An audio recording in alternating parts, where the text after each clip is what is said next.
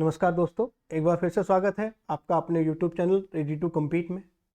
उम्मीद करता हूँ आप सब लोग अच्छे से होंगे और आप लोगों की प्रिपरेशन भी अच्छे से चल रही होगी। तो जितने भी लोग मेरे साथ जुड़े हुए हैं उनसे मेरा एक अनुरोध है कि आप लोग ज़्यादा से ज़्यादा शेयर करिए, जिससे कि ये जानकारी और लोगों तक भी पहुंच सके और वो लोग मुझसे जुड़ सकें। और जिन लोगों ने अभी तक सब्सक्राइब नहीं किया है वो लोग कृपया सब्सक्राइब कर लें, जिससे कि आपको आने वाले वीडियो का नोटिफिकेशन मिल सके। चलिए स्टार्ट करते हैं और आज जानते हैं एक टॉपिक है अपने सिलेबस में जिसका नाम है पॉस। और पॉस का मतलब होता है prevention of sexual harassment of women, यानी कि महिलाओं का कार्यस्थल पर लैंगिक उत्पीड़न निवारण प्रतिषेध और प्रतितोष अधिनियम 2013। आज इसी एक्ट के बारे में हम लोग पढ़ेंगे और जानेंगे कि ये एक्ट आखिर, और थोड़ा सा इसको डीपली पढ़ेंगे कि ये एक्ट आखिर कहाँ से आया, क्यों इसको बनाने की ज़रूरत पड़ी और क्या क्या चीज़ें रहीं इसके बनने में, क्या क्या हिस्ट्री रही कि इनका योगदान रहा। क्योंकि उनको बुलाया नहीं जा सकता जिनकी वजह से ये एक्ट बना है और जिन्होंने इतना संघर्ष किया है अपने जीवन में इस सामाजिक बुराई को मिटाने के लिए एक एक्ट के रूप में एक एक्ट को लाए हैं, उन्हीं के प्रयास रहे हैं। तो सबसे पहले जान लेते हैं उन्हीं के बारे में। तो इसमें सबसे ऊपर नाम आता है भंवरी देवी जी का, जो कि राजस्थान से हैं और ये भटेरी गांव की हैं, राजस्थान की भटेरी गांव से हैं ये। और ये जो है एक सोशल वर्कर थी जो कि सामाजिक बुराइयों के बारे में, बुराइयों के खिलाफ लड़ती थी और उनके समाज को सुधारने के लिए कुछ काम करती थी। तो बात है सन 1992 की। राजस्थान में एक इनके ही गांव में एक बाल विवाह हो रहा था, जिनको रोकने के लिए इन्होंने प्रयास किया और उस प्रयास में इन्होंने उनके दोनों परिवारों को बैठ के समझाया कि ये गलत है, लेकिन वो परिवार नहीं माने। और जब नहीं माने तो उसको रोकने के लिए भंवरी देवी जी ने पुलिस कंप्लेंट कर दी, जिससे कि उनके ऊपर कार्रवाई हुई। और उस कार्रवाई का बदला लेने के लिए उन लोगों ने भंवरी देवी के साथ में गैंग रेप किया। और उसके बाद चालू होती है इनकी फिर एक अगली लड़ाई, जिससे कि उस लड़ाई में ये जिला कोर्ट, फिर उसके बाद हाई कोर्ट, फिर सुप्रीम कोर्ट, लेकिन इनकी सुनवाई नहीं हुई। जब सुनवाई नहीं हुई, जब इनको कोई न्याय नहीं मिल पाया सही से, तो वहाँ की कुछ महिलाओं ने, जो कि एनजीओ चलाती थी, उन्होंने एक एनजीओ का निर्माण किया और एक विशाखा, उसका नाम रखा गया विशाखा एनजीओ, और सुप्रीम कोर्ट में एक पीएल दायर की, जिसको सुप्रीम कोर्ट ने विशाखा गाइडलाइन का नाम दिया। ठीक है, इतनी जानकारी आपके लिए जरूरी थी। और ये विशाखा गाइडलाइन जो है 1997 में अपील दायर की थी, तो विशाखा गाइडलाइन बोला गया इसको। अब और भी चीज जान लेते हैं कि जो हमारे संविधान ने हमको जो मौलिक अधिकार दिए हैं, उसके तहत भी इस एक्ट को बहुत बल मिला बनने के लिए, क्योंकि अनुच्छेद 14 जो समानता के अधिकार के बारे में बताता है, 14 से 18, जो हम लोग पढ़ चुके हैं। जिन्होंने अभी तक मौलिक अधिकार का वीडियो नहीं देखा है वो लोग मौलिक अधिकार का वीडियो देख सकते हैं जाकर। तो अनुच्छेद 14 विधि के समक्ष समानता और विधि के समान सभी समान है, इस बात के लिए बताता है। तो अनुच्छेद 15 धर्म, लिंग, जाति, मूलवंश, जन्मस्थान आदि के आधार पर भेदभाव नहीं किया जाएगा, इस चीज का प्रतिषेध करता है। तो इसी से हमको ये मिला है कि जो भी हमारे पास जो मौके हैं वो बराबर दिए जाएंगे, सबको समान अधिकार क्षेत्र है। जो कि इसमें अनुच्छेद 15 कहता है कि लिंग के अनुसार किसी भेदभाव नहीं किया जाएगा, तो पुरुष और महिलाएं समान रूप से सबको समान अवसर दिए जाएंगे। इसके बाद अनुच्छेद 21 भी कहता है कि सबको स्वतंत्रता पूर्वक और सम्मान पूर्वक जीने की स्वतंत्रता है। मतलब सम्मान से सब लोग जिएंगे, जो भी उनकी लाइफ है वो सम्मान से जीने के लिए है। तो महिलाओं का भी सम्मान बरकरार रहे और वो भी समाज में बिल्कुल सम्मान से जी सके, इसलिए इस एक्ट को लाया गया। तो चलिए अब जान लेते हैं इस एक्ट के बारे में कि इस एक्ट में क्या क्या है। तो सबसे पहले तो इस एक्ट का नाम आप जान लीजिए, महिलाओं का कार्यस्थल पर लैंगिक उत्पीड़न निवारण प्रतिषेध और प्रतितोष अधिनियम 2013 इस एक्ट का नाम है, और इसको पॉस एक्ट भी बोलते हैं। इसके बाद धारा 1 में हम लोग जानेंगे नाम और विस्तार के बारे में। तो मैं बता ही चुका हूं कि नाम इसका महिलाओं का कार्यस्थल पर लैंगिक उत्पीड़न निवारण प्रतिषेध और प्रतितोष अधिनियम 2013 है। इसके बाद इसका विस्तार, तो विस्तार इसका पूरे भारतवर्ष में है, इसमें कोई भी एक्सेप्शन नहीं है, पूरे भारतवर्ष में है, इसको रटने की जरूरत नहीं है, ये पूरे भारतवर्ष में लागू है। इसके बाद ये लागू कब हुआ, तो ये 9 दिसंबर 2013 से लागू है। धारा 2 में जानेंगे। धारा 2 में पीड़ित महिला कौन होती है, इसको सबसे पहले जान लेते हैं कि आखिर पीड़ित महिला कौन होगी। तो किसी भी कार्यस्थल में, धारा 2 कहती है किसी भी कार्यस्थल में किसी भी उम्र की महिला में, उम्र की कोई भी बाउंडेशन नहीं है, कोई सीमा नहीं है, ठीक है। जो महिला कार्यरत हो या ना हो, कार्यरत हो भी या ना हो, जो प्रतिवादी पर यौन उत्पीड़न के किसी भी कृत्य का आरोप लगाती है, वो पीड़ित महिला कही जाएगी। इसके अलावा जो घरेलू कामगार महिलाएं हैं, उनके बारे में भी इसमें बताया गया है कि एक महिला जो पारिश्रमिक के लिए किसी भी घर में कार्यरत हो, चाहे उसको मजदूरी मिलती हो या उसके मजदूरी के रूप में कुछ भी वस्तु प्राप्त होती हो, और फिर वो चाहे सीधे तौर से अपॉइंट हो, चाहे किसी और के माध्यम से, चाहे वो अस्थायी तौर से हो चाहे स्थायी तौर से हो, ठीक है, वो भी पीड़ित महिला की श्रेणी में आएगी अगर वो कोई भी आरोप लगाती है किसी पर। इसके बाद यौन उत्पीड़न के बारे में जानते हैं। धारा 2 यौन उत्पीड़न के बारे में भी बताती है कि आखिर यौन उत्पीड़न क्या है। तो यौन उत्पीड़न जो है, कोई भी एक या एक से ऐसा अधिक व्यवहार जो इसे लोग पसंद नहीं करते, जैसे कि क्या है, शारीरिक संपर्क या अग्रगमन, यौन अनुकूलता के लिए मांग या अनुरोध करना, अभद्र टिप्पणी करना, अश्लील सामग्री दिखाना या संदेश भेजना, ठीक है, या कोई भी अन्य शारीरिक या मौखिक इशारे करना, ये सारा यौन उत्पीड़न की श्रेणी में आता है। किसी को घूरना भी यौन उत्पीड़न की श्रेणी में आता है, ये भी इसमें मेंशन है।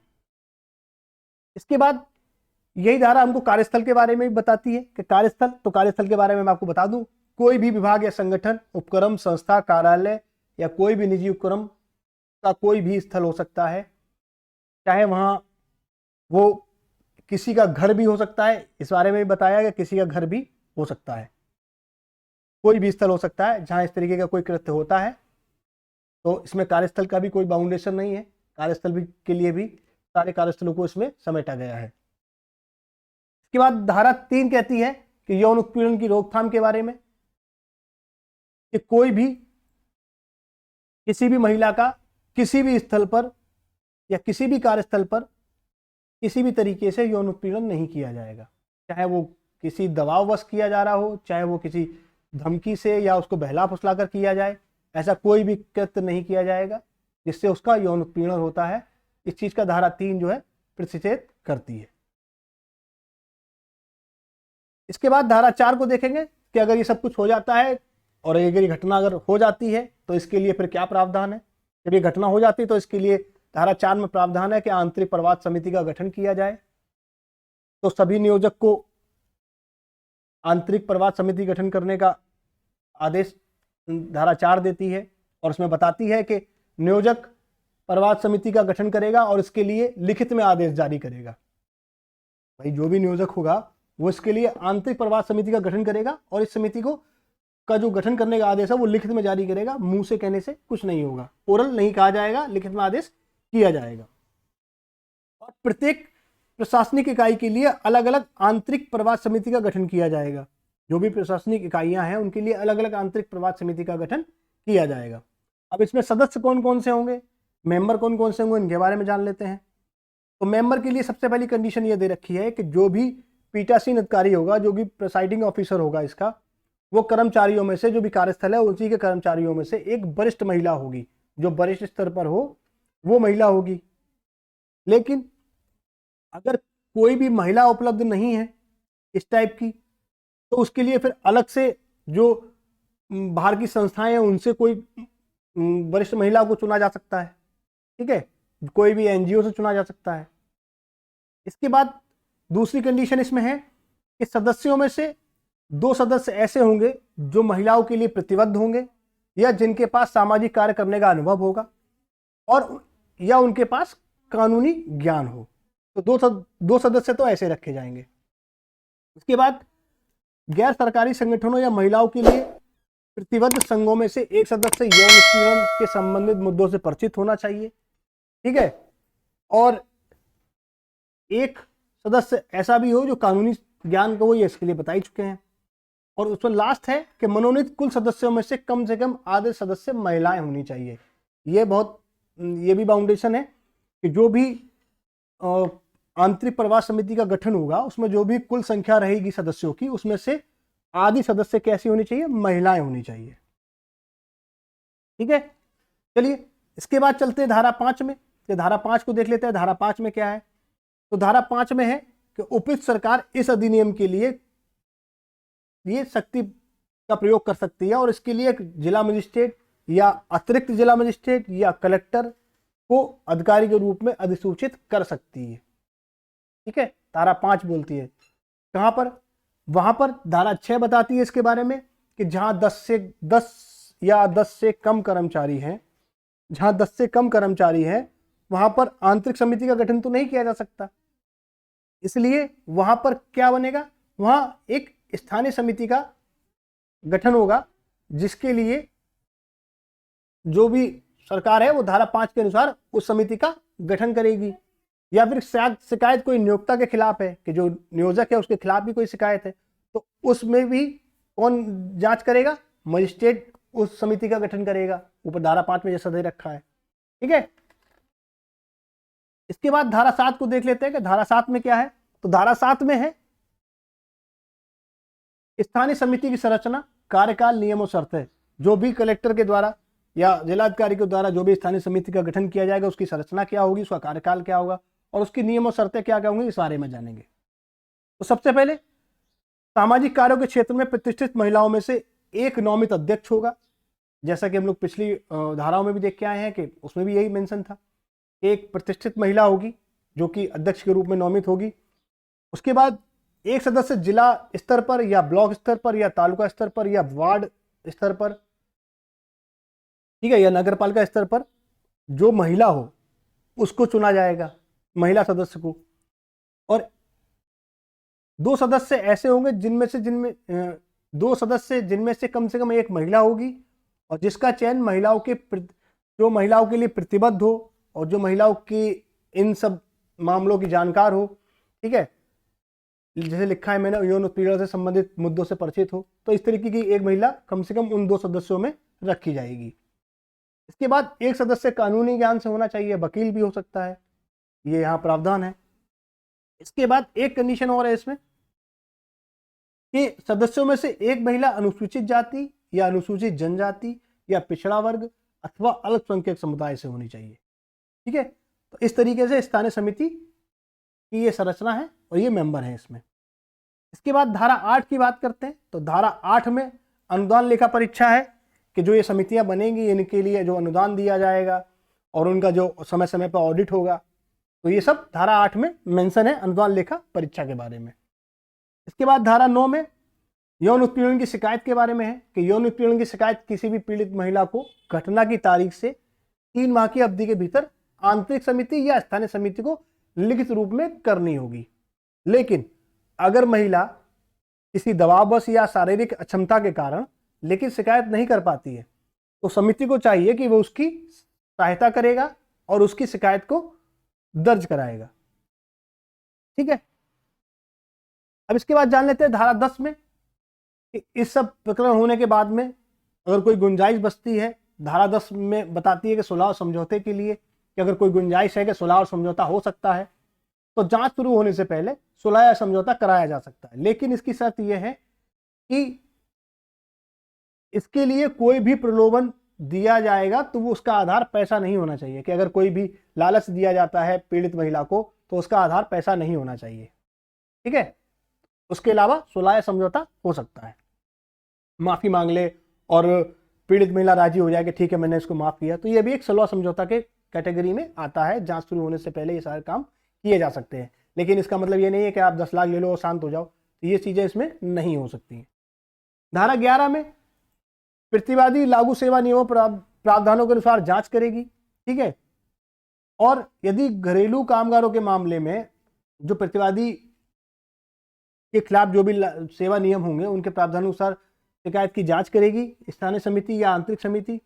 और अगर घरेलू कामगार है कोई, तो उस मामले में अगर जांच समिति को लगता है कि पहली दृष्टया में कि मामला सही है, तो वो उसको 7 दिन के अंदर पुलिस को भेज सकती है। और पुलिस जो है आईपीसी धारा 509 यानी कि इंडियन पेनल कोड, भारतीय दंड संहिता धारा 509 या अन्य उचित धाराओं में कार्रवाई करने के लिए वो आगे कार्रवाई करेगी पुलिस, ठीक है ना। उस पुलिस को भेज दिया जाएगा ये मामला।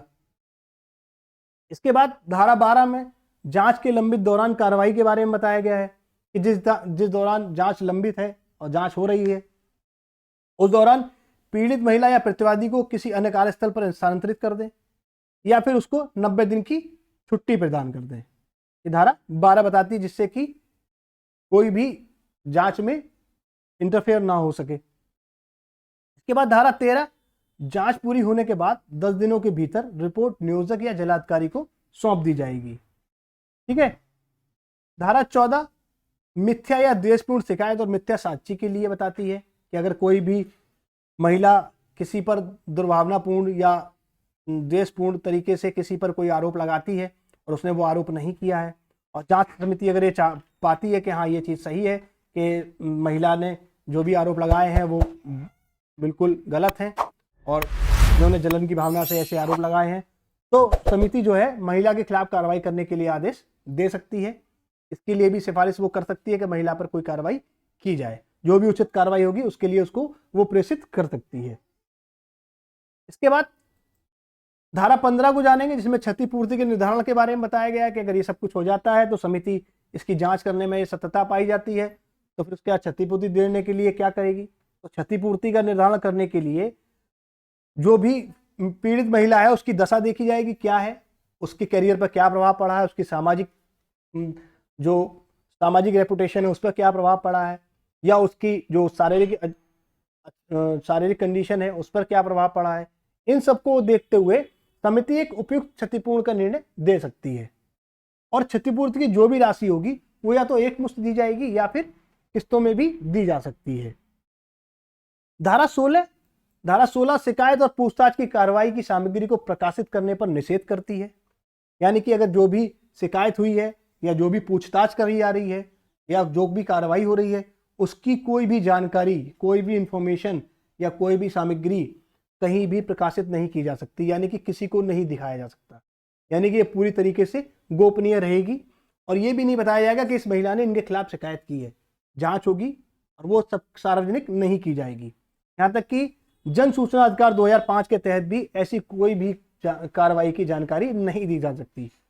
ऐसे किसी भी मामला में किसी भी दशा में पीड़ित महिला की पहचान को सार्वजनिक नहीं किया जाएगा। ये धारा 16 इसका प्रावधान करती है।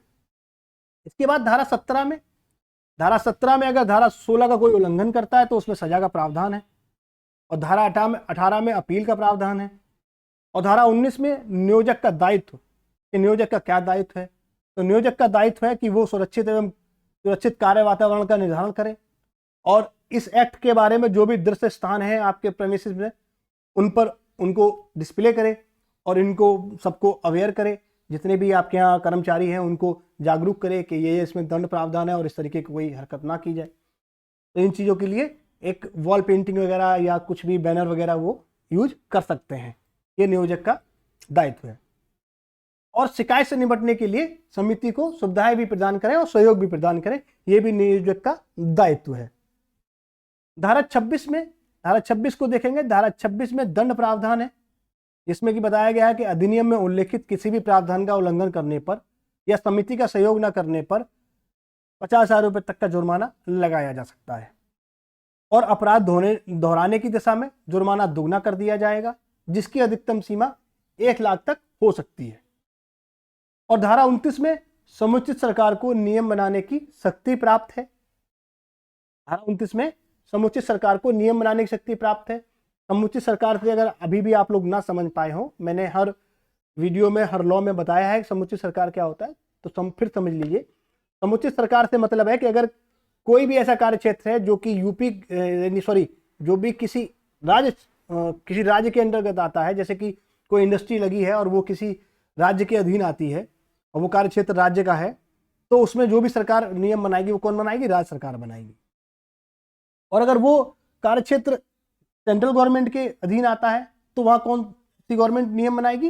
वो बनाएगी सेंट्रल गवर्नमेंट। यही समुचित सरकार का मतलब है। इसके बाद धारा 30 है जो कठिनाइयों के निराकरण के बारे में बताती है।